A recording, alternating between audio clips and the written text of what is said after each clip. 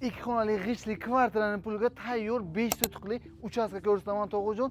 Siz uchun Ramazon tuhfasi desa bo'ladi bu. Aksiya bu.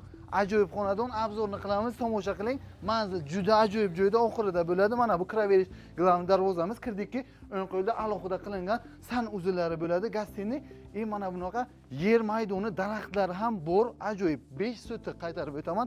Lokatsiya ajoyib joyda joylashgan, narx ham ajoyib. Eng asosiysi xonadon egalarini nomerlari bilan reklama qilaman.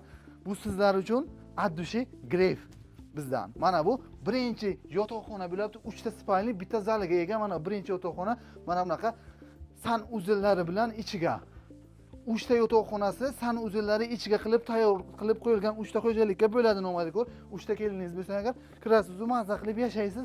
O'zi bitta kvartirangiz ham shu narx. Narxi oxirida bo'ladi. Mana bu to'g'rida kuxnya bo'lyapti. Yana bitta yotoqxonasi, ikkinchi yotoqxonasi bo'lyapti va mana bunaqa holi tayyor emas. Bu yoqqa ham bitta sanuzil uchun joy qilib qo'yilgan. Ikkita spalni bo'ldi. Hozir uchinchisini ko'rsataman va zali. Kattagina mana bunaqa ro'y hovlisi ham bor hovlisi. Tomosha qiling. Mana bu o'ng qo'lda esa xonamizni zali bo'lyapti. Zal ham ancha kattagina. Ba'zi jihozlari qoladi.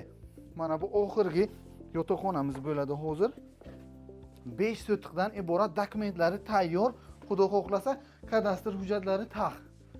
30 ga olasiz. Mana bu 3-chi spalni bo'lyapti. Mana bu sanuzeli va xonasi. Bu ajoyib hovli uchun 54 ming so'rashyapti, kami bor. Pastda xonadon egalari nomerlarini qo'yaman, qo'ng'iroq qiling. Ajoyib xonadon, obuna bo'lishni unutmang.